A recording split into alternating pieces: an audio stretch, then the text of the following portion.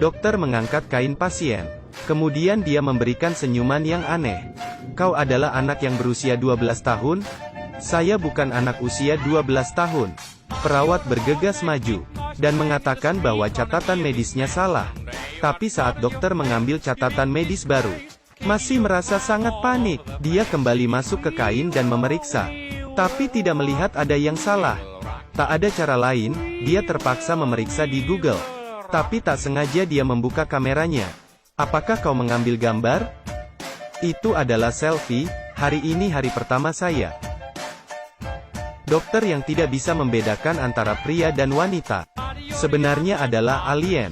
Beberapa hari yang lalu, dia datang ke bumi. Tapi tidak sengaja UFO-nya rusak. Sehingga terpaksa dia berkeliaran di bumi. Saat berkeliaran dia masuk ke rumah seorang dokter. Dan melempar dokter ke danau es. Kemudian ia bergemetar dan berubah menjadi dokter. Tapi ingin menjadi manusia bumi ini. Tidak cukup dengan mengubah penampilannya. Dia harus berlatih berjalan dengan hati-hati. Belajar senyuman dari majalah N. Dan juga harus belajar menyikat gigi dengan sikat gigi. Dengan mulut makan. Bahkan agar mempermudah komunikasi dengan manusia. Alien juga harus belajar berbicara. Dia membuka televisi. Kemudian belajar berbicara dari orang di televisi. Menjadi alien yang penuh penasaran. Bahkan dia belajar dari anak jalanan cara memberikan simbol jari tengah. Namun sebelum Harry selesai belajar, polisi menemukan dia, untuk membantu mereka memeriksa mayat. Harry awalnya ingin menolak, tapi agar tidak ketahuan, Harry pergi bersama polisi ke rumah orang itu. Begitu Harry masuk, dia langsung menghampiri mayat itu. Dari baunya diperkirakan dia sudah mati 6 jam. Tapi ini adalah orang hidup. Setelah menenangkan diri, Harry datang ke depan mayat asli. Saat dia membuka kain, Harry yang penasaran hanya melihat sekejap. Dan langsung memastikan mayat ini adalah bunuh diri. Setelah itu dia langsung ingin pergi. Wali kota tidak berhasil membujuk Harry untuk tetap tinggal. Hingga wali kota mengatakan harus melakukan otopsi mayat. Harry akhirnya menunjukkan ketertarikannya. Kembali ke ruang otopsi, Harry mengeluarkan otak orang mati. Dengan penasaran dia melihatnya. Tapi istrinya orang mati itu, tiba-tiba masuk. Harry langsung saja kebingungan. Harry mengira dia akan kehilangan pekerjaan. Tapi dia tidak menyangka wali kota akan menyuruhnya mengambil alih klinik kota keesokan harinya. Harry sangat tertekan. Kehidupan di klinik membuatnya tidak nyaman. Tidak hanya karena dia tidak mengerti kebiasaan anak manusia. Namun dia juga mengira itu adalah monster yang tidak boleh dipegang. Dan dia juga tidak tahu tentang tai lalat di muka asistennya. Ada lalat di lehermu. Ini adalah tanda lahir. Dia sudah tidak tahan. Dia ingin segera kembali ke planet dia sendiri. Untungnya, pekerjaan di klinik tidak terlalu sibuk. Tiap hari sebelum kerja, Harry akan mencari UFO-nya di atas salju. Akhirnya dia menemukan sebuah bagian dari UFO. Alien ini tinggal di bumi ini sudah lama. Dan juga menikah dengan seorang istri alien. Tapi hari ini dia mendapatkan kiriman. Saat dia membuka, tanpa sengaja dia menghancurkan bumi. Bersama dengan ledakan, gelombang itu menyebar. Semua orang menjadi abu. Harry terbangun karena ketakutan. Rupanya hanya mimpi. Saat dia menenangkan diri, Harry tiba-tiba terpikir. Kembali alasan dia ke bumi ini adalah untuk memusnahkan bumi. Paginya, Harry keluar untuk jalan santai. Dia bertemu seorang anak kecil. Anak kecil itu melihatnya, dan mengeluarkan teriakan yang kuat. Bagaimana dia bisa melihat wujud asli Harry? Anak itu ketakutan dan langsung kabur. Harry melihat anak itu, merasakan adanya bahaya. Dia khawatir identitas aslinya diketahui orang lain. Jadi dia menyelinap ke rumah Max dalam malam hari. Max tampaknya merasakannya. Dia melihat kamarnya dengan kewaspadaan. Tapi Harry tiba-tiba menutup mulutnya. Baik, jangan takut. Saya tidak akan melukaimu. Saya akan membunuhmu. Segera gerak-gerik di rumah menarik perhatian orang tua Max. Harry bersembunyi di bawah tempat tidur.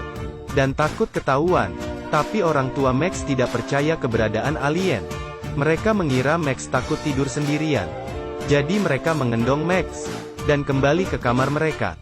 Tapi Max melihat Harry yang menunjukkan jari tengah kepadanya. Untuk membalas Harry, Keesokan hari, Max langsung melapor ke polisi.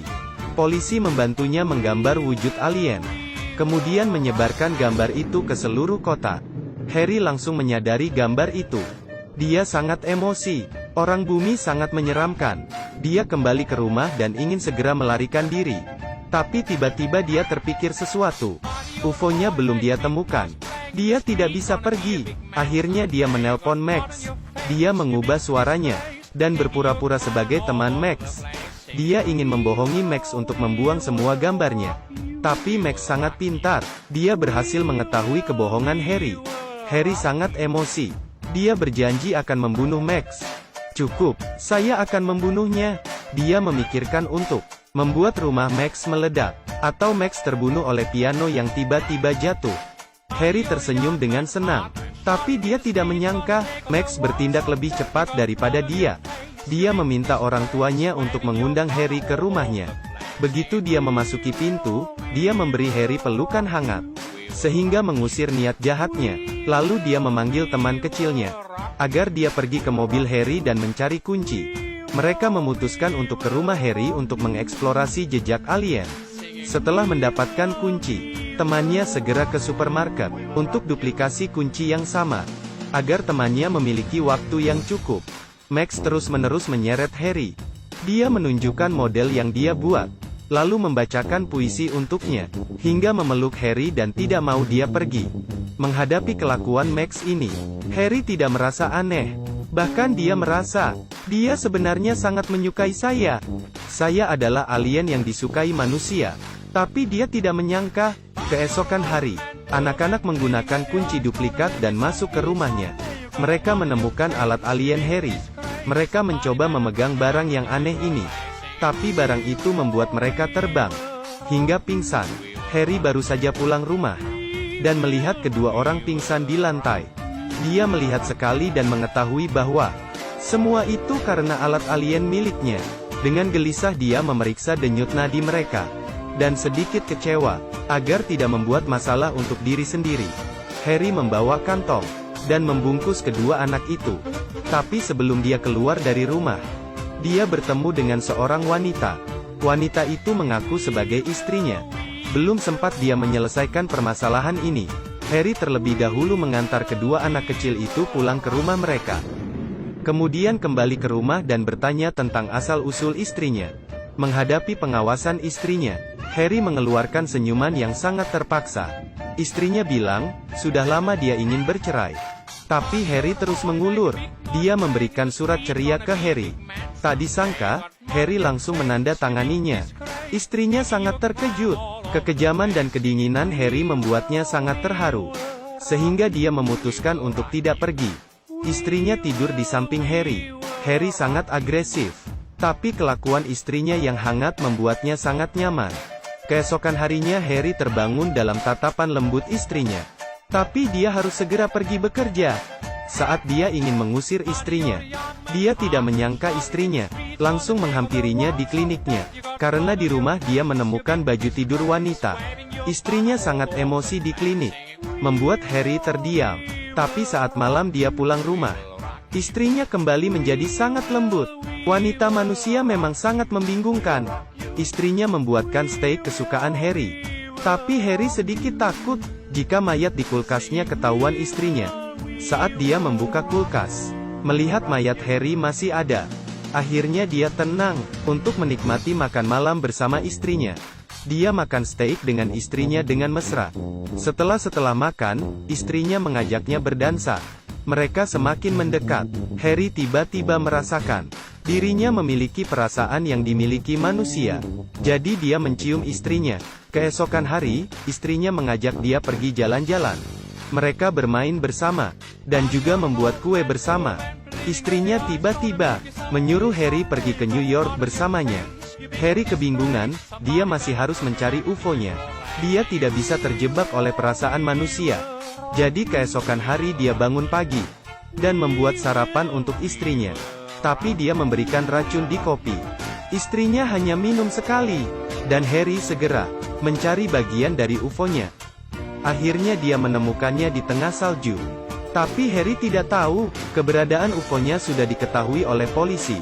Polisi juga mengikuti jejak, dan membuat UFO yang sama persis. Untuk menyelidiki UFO itu, polisi menyuruh orang mengawasi di sekitar UFO itu. Malam itu, Harry diketahui oleh mereka.